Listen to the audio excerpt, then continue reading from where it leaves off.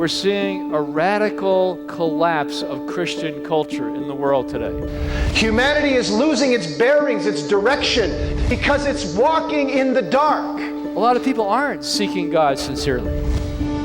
God wants to give a gift to the human race through Jesus. In Him there is no darkness. In God alone is light. In God alone is life. He wants to live His life in you and through you and extend it to the whole world. To be Christian means to live by the Spirit, to walk by the Spirit. That's what Christianity is all about, is saving people. Jesus is inside knocking on the door and He wants to come out. He's alive. He continues to save.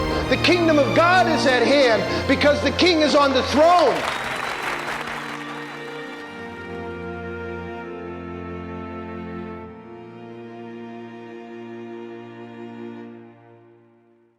Welcome to The Choices We Face. I'm Peter Herbeck, and it's my great delight to be able to introduce to you our special guest, a man who I consider a hero, a warrior on the front lines for the church and for justice. His name is Richard Thompson, who's the founder and director of the Thomas More Law Center. That's located here in Ann Arbor.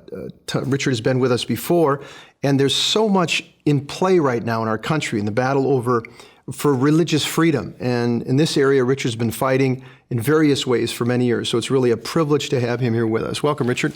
Thank you very much, and thank you for inviting me, and thank you for those kind comments. No, it's really true. I see you, I have tremendous admiration for you, and I really see you as a warrior right now for us. And your experience as the prosecutor in Oakland County, and I told you beforehand, if I could just read your bio, it would take the whole program, all the things that you've accomplished and all the battles that you've been in over the years. And certainly we're in some significant battles right now. But before we get into that, Richard, would you tell us a little bit more about the work of the Thomas More Law Center and what you've had your hands in, the mission?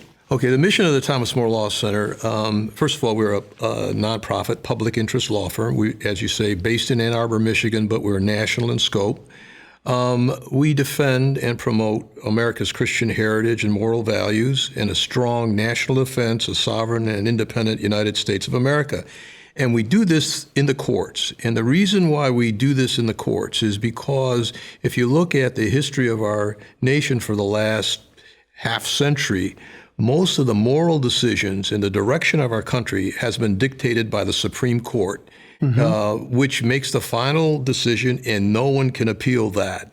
If you look at the ACLU and how they have already changed the culture, back in the 1960s, they started with outlawing prayers in public schools, and they outlawed the reading of the Bible in public schools. They outlawed prayers at graduations. Then they went after nativity scenes and said you could not have nativity scenes on public property. Then the Ten Commandments, then crosses. Then they got involved with challenging traditional marriage. They got the Supreme Court to say that it is a constitutional right of homosexuals to engage in homosexual activity, and the state could not do anything. Up until that time, there were laws against homosexual behavior. And so if you look at what's happened to our country, even though we have three branches of government, the legislative, the executive, and the judicial, ultimately because the Supreme Court makes the final decision, they are the final determiners. And for a long time, people of faith did not have any representation in the courts. And that's why the Thomas More Law Center got involved in over a decade ago. And we're fighting these battles. We consider ourselves a sword and shield of people of faith. The anecdote to the ACLU, as Bill O'Reilly has said before, and we've gotten involved in cases. We defended the Mount Soledad Cross, which was a cross in San Diego, California, that was the centerpiece of a veterans memorial. And all at once, they decided that cross was endorsing religion in some way as a violation of the Establishment Clause. And so there was a 17-year battle to take that cross down. The city of San Diego decided they had enough and they were going to take it down. A fighter pilot, a Korean fighter pilot, contacted the Thomas More Law Center and said, well, can you do something about it? We got involved. And so ultimately, because of our involvement, we were able to save the cross. Then what happened was the cross was turned over to the federal government as a national memorial. Up until that time, it was a state, city memorial. The federal government got involved, and the ACLU filed another lawsuit. And that lawsuit is still pending. Wow. They've attacked the cross on Sunrise Rock in the Mojave Desert. Right now, we're representing the city of Frankenmuth, Michigan, that's had a cross up since 1976. It was put up during our nation's bicentennial. It's a 55-foot steel cross that is on public land, and basically the purpose of that was to memorialize what our founders did when they came to this country, based on their religious beliefs and the sacrifices they made to further this country and establish this as a nation under God. And because that cross is on public land, now we have another battle going on. This time, Americans United for Separation of Church and State wrote a letter, said, take down the cross or we'll file a lawsuit. They asked the Thomas More Law Center to get involved. Oh, fantastic. We're so glad you guys are on the on front line. nativity scenes. We've defended nativity scenes recently.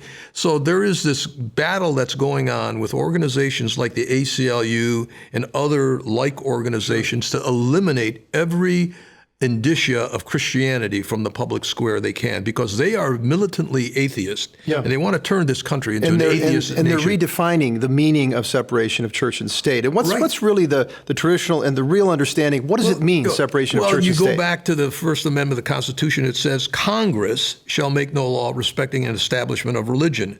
What that meant was Congress, the federal government. It didn't have anything to do with states, schools, municipalities. And our founding fathers, at that time, there were several colonies and states that had an established religion. In other words, you were supporting a religion. Mm-hmm. And what they wanted to do was make sure that there was not be a national government that would come down and have a national religion. Yeah. Now, if you look at the language of the First Amendment, and there's a couple of Supreme Court justices that say, let's go back to the actual language. And what that meant was that the federal government, Congress, cannot establish a religion.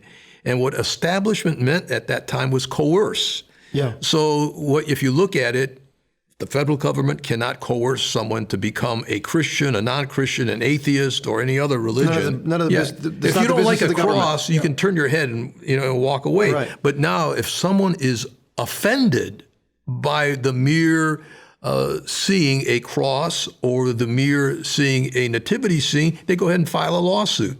And that's the concern we have. We have to get back to the founding principles and what was the intent, the original intent of the First Amendment. Here's one of the, I think the biggest problems. Maybe you could expand on this a little bit. That it seems that many law schools are cranking out lawyers who become judges who don't think in terms of original intent, and they almost see themselves as legislating from the bench, or they see themselves as having part of their whole job now is to either reinterpret the whole document and for our times. Mm-hmm. Well, here's the problem. You're absolutely right. And they started off with this concept that the Constitution is a living document, so we can put into it anything we want depending on what the consensus of the public was. That wasn't the intent of the Constitution. If that's the intent of the Constitution, it's a piece of paper that has no meaning at all. You can put whatever meaning you want. Every generation has its own opinion. Rewrite your own Constitution, basically. And it was supposed to be a contract. That there's a way that the Constitution can be amended, and it provides for, the states doing it and the people that can do it as well, but not the judges. The judges don't have this roving commission to change the Constitution the way they want to. And that's what they've done. And basically, instead of interpreting the law, they are now making the law based upon their personal ideology. Yeah. And that's the concern that many people have. The schools, the law schools, don't really teach you constitutional law anymore. They just teach you public policy and the way you want to change it. And the sad part of that is that an organization like the Thomas More Law Center, when we file a lawsuit, once you find the ACLU coming in there, and they have all these law school professors that help them out free. These law school professors use law students to help them out. So the taxpayers ultimately are paying thousands and thousands of dollars to support these professors and their students to really destroy the meaning of a constitution. Yeah, and so I'm thinking now as you're talking about the California fight for the same-sex marriage issue in Proposition 8, I think it was called, where the people of California voted, to basically maintain the traditional definition of marriage, and a district court judge who himself was you didn't find out till later, was an active homosexual and had a total investment in this whole thing. And his wife's involved in the ACLU, and she's totally involved in it. And he does just unprecedented things, and he completely ignores the will of the entire, all the voters of the state of California. Right. So what you have now is tyranny by the judicial branch of government. Yeah. Because they decide what the people, whether that vote is going to stand or not. And so you've lost a representative government when you do that. And so there's a balance in the old days, in previous decades. The courts realized that they were there to merely interpret the law, not make the law. Yeah. And they were very reluctant to get involved in cases that dealt with, political questions. But nowadays, they jump in right away. They're the ones that started the homosexual movement in the military. Yeah. They're the ones that, who decided that abortion is a constitutional right. For 200 years, it was never decided to be a constitutional right. Our founding fathers didn't talk about abortion, and yet out of thin air, the judges in 1973 decided, oh, hey, there is a constitutional right to abortion. And now we're, I don't know what the latest toll is, 55, 60 million unborn children have been killed because of a decision by a Supreme Court that made up a law. These justices who are not elected, who hold lifetime appointments, and they made it based upon the ideology and not the meaning of the Constitution. It makes me think about Nietzsche's line about will to power. I mean, it's really what they're exercising power according to their own will, not according to some kind of standard. Now, Richard, we're going to take just a little break, and just for a few seconds. When we come back, I'd like to talk a little bit about the specific attacks that seem to be coming on the church in our day against religious freedom, like the HHS mandate, some of these things that are just unprecedented in our history. Yes. Okay? Sure. We'll be back in just a minute.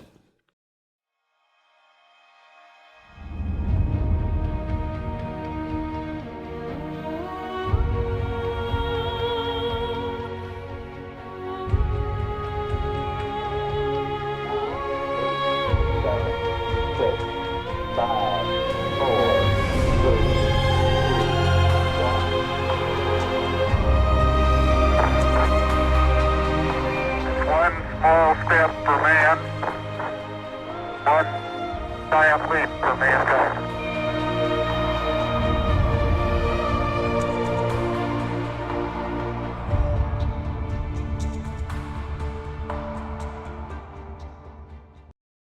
Welcome back to The Choices We Face. I'm Peter Herbeck. We're here with Richard Thompson, Dick Thompson, who is the President and Chief Counsel for the Thomas More Law Center. We've been having a fascinating discussion, I think a very important discussion, about some very important things that are unfolding in our country right now. And one of the things that's happening is the battle with the HHS mandate. And I want to ask you about it, but before I do, I think of the words of Cardinal George, from Chicago. He's one of the most brilliant clergymen in America. He's a holy man. He's a man careful with his words. And he said, in this battle right now for religious freedom, we're experiencing something monumental. He said, something monumental is happening in our country.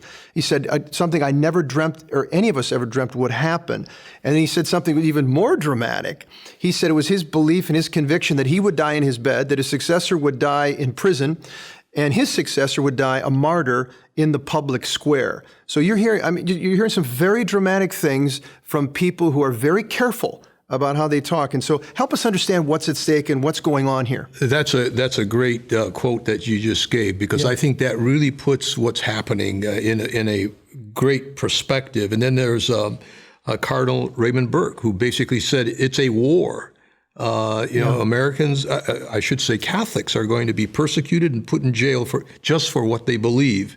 And what we saw for the first time with Obamacare and the HHS mandate is that the federal government declared war on a particular religion.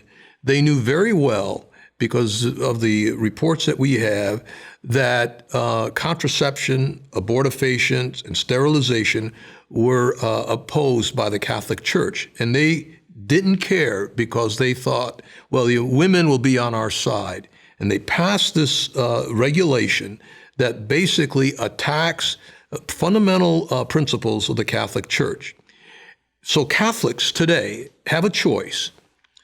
They can obey the law and violate their faith, or they can disobey the law, become sort of criminals, and support their faith. That is the choice that Catholics have today.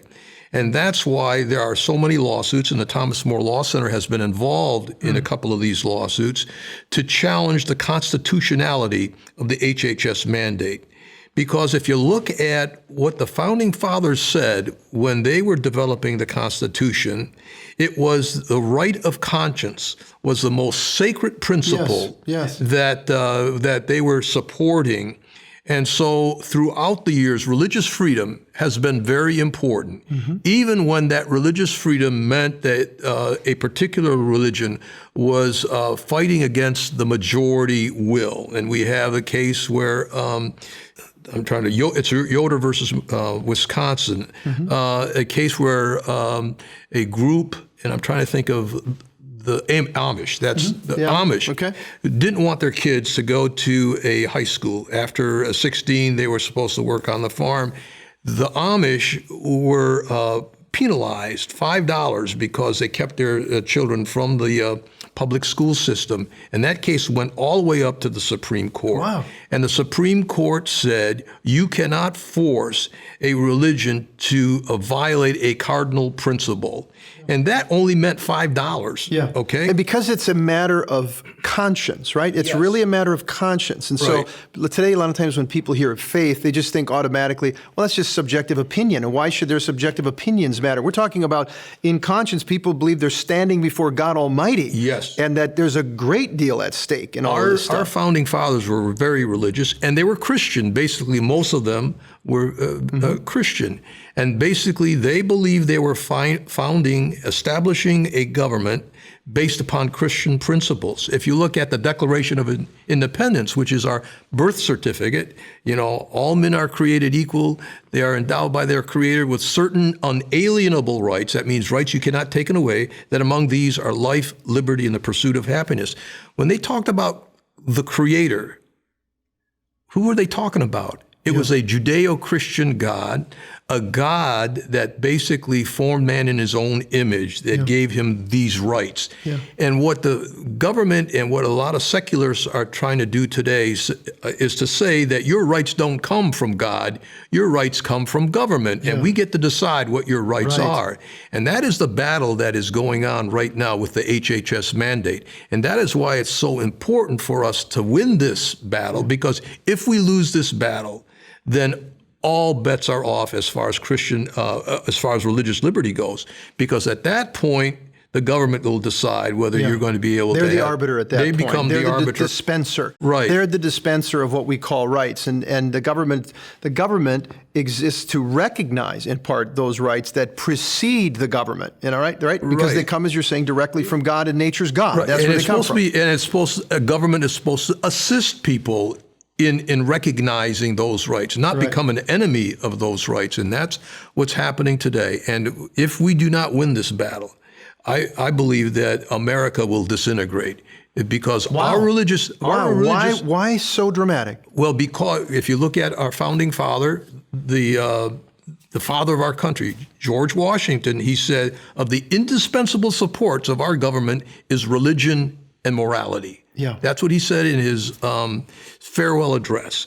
And if we remove religion and morality as the founding principles at the foundation of our government, then we may still exist, but it won't be the same kind of government, and we'll ultimately disintegrate because there's nothing that holds us together. You cannot have what we have been. You cannot be a balkanized country. There has to be some foundation principles that everyone believes. And one of those foundational principles, regardless, this might not be politically correct, is Christianity. We have to understand that this is a Christian nation. And until the 1930s and even beyond, the Supreme Court's justices would say in opinions, this is a Christian nation. Patrick Henry, one of the founding colonists, one of the patriots, said this country was founded on not just religion, but the gospel of Jesus Christ. Yeah, that's what he said, Yeah. okay? And if you go back to all of the statements that our founding fathers made, there was no question about that they were creating a Christian nation. Yeah. Starting with the Declaration of Independence and the comments they made afterwards. So I think it's a battle that is really not only a battle for the existence of the church as we know it in America, but it's a battle for the existence of America itself. Yeah, what we've known, what we've had is going to disappear. Something else will remain in its place. And there's people who consciously want to replace what's there. I mean, they're aggressively pursuing it and using the armor lock because they want a different America completely. And they actually want to cut themselves off, the new America, from what they consider the shackles of that Judeo-Christian worldview. Now, the founding fathers and presently the church is not trying to say everybody needs to be Christian. Everybody needs to become Christian. They're just saying, look, this country was put together by people who grasp that there is a God, that God exists, that he's revealed himself, and he's made us in a particular way, and we need to respect that reality in our laws and in our way of life, because if it doesn't, this can't work. And so one of the founding fathers, a number of them said, democracy can only work for virtuous people, and virtue comes from morality, having the right morals, which is rooted in the religious belief and perspective that we receive. That's why the 10 Commandments are on the Supreme Court and all these other things, because they were respecting reality. Right? Absolutely. And I agree with you. Everyone doesn't have to be Christian, but you have to understand that the foundations of our nation is a Judeo-Christian foundation. Yeah. We have traditional marriage. Now, if they can separate the Judeo-Christian principles from the value system that we have, that's where you can get same-sex marriage. If you have same-sex marriage, ultimately the family is going to break down. I don't care what they say. Yeah. The family is going to break down. It gets trivial, yeah. And the kids are going to suffer. If you look at what the Catholic Church has said about that, when you allow children to become adopted by same-sex marriage, it is actually doing violence to those children. Yeah, it's very interesting. Those who support the idea in academia of same-sex marriage, and in the media have pushed to say it's settled science that there's no difference between heterosexual biological parents and family and all these other kinds of forms. And that recently, a study was done by Mark Regners from the University of Texas, and it was like a nuclear bomb then, when it was the largest study ever done. And what it did was reveal very clearly that it's very different. And what he found, the outcomes and the data, was very disturbing, the differences. And the healthiest, safest, best place to raise children is in an intact heterosexual family. The traditional family is the best place for them, period. Peter, not the only, but it's the natural law, right? Yeah, it's the natural law. And I think that's what we have to keep on going back to, the natural. And we're not bashing families who can't have children, are not able to have their own children, or single parents that are slogging and fighting. But we have to hold up the ideal, all of us, and continue to support it and follow what the ideal of what nature itself has brought together for us, and every society that's ever existed has recognized. Right? And the church's position on this is really a great position. It is that, we're not saying homosexuals are themselves as persons are bad. We're saying the act is bad, and you love the sinner, but you hate the sin. I think that's a way of putting it. So we have all of these battles right now, and if you look at what happened to the Roman Empire and the decline of the Roman Empire, you can see the same thing happening in the United States. I read an article not long ago. A very prominent gay activist said, "We're going to use sex and sexuality. We're going to push the parameters of sex and sexuality so far that we're going to be able to transform both the idea of marriage, but the entire culture itself. We're going to change." And so there's a conniving that's going on with the law, with judges, with political leaders who are selling out for that whole thing. And that's really the driving force, and why the church keeps standing up to say, wait a minute, this is going to have disastrous effects. And what we see also is what's happening in our public school system, where it's become an indoctrination center. It's not teaching our children, reading, writing, and arithmetic. It's teaching them homosexuality is just as good as heterosexuality. We're going to take a little break, Richard, and share with our friends a new booklet that Ralph wrote that's yours, free for the asking, called New Evangelization, Why Bother? We'll be back in just a minute. There's a lot of talk in the church today about the new evangelization. What exactly is it? And what does it have to do with the ordinary Catholic? Even more fundamentally, why bother? Does it really make any difference if people believe in Christ or not? Does it really make any difference if people become joined to the church or not? Isn't almost everybody going to be saved, even if they don't know Christ or the church? In this booklet, I answer these and other questions about this all-important topic. Because of the generosity of our donors, we'd like to make this booklet available to you at no cost, just for the asking. Go to our website at renewalministries.net and click on Free Booklet, or call 1-800-282-4789. You'll really find some answers that are relevant to you. Well, welcome back to The Choices We Face. We're here with Richard Thompson from the Thomas More Law Center. We had a very, I think, important conversation, and we just have a couple of minutes left. Richard, what would you say to people? What difference can one person make? What should people do to try to get in the game, roll up their sleeves, get some skin in the game, and stand with the church right now? And yes, it's very important. You know, I always go back to a comment that was made by Pope Leo XIII. He said, Christians are born for combat. We have to understand that. We are born for combat. So it is important to understand the Catholic faith and to believe in the Catholic faith, but that doesn't end. Then you have to take action on the Catholic faith. And that's where I think the Thomas More Law Center is involved. And we are more of the action-oriented part of the ministry. Yeah. And so they should get involved in supporting the right candidates. Mm-hmm. This is going to be an important time. Mm-hmm. They should be involved in supporting organizations like yourself that evangelizes. And then they should be interested in supporting the Thomas More Law Center, which is involved in court cases all across the country, not just in the Ann Arbor area, but we're a national organization. From Florida to New York to California, we're involved in these cases, supporting the right of Christians to freely exercise their religion, supporting traditional values, supporting the fundamental principles for national security. Yeah. So Christians should be involved. The Constitution is a nicely worded document, but it's only that unless you take action to enforce it. Thank you so much for the exhortation. Thanks for being on the front lines. Thank you for being with us, Richard. And thank you for all you're doing too. Yeah, Peter. This is such an important time, friends. This is truly a monumental moment in the history of our country. It's time for us to pray.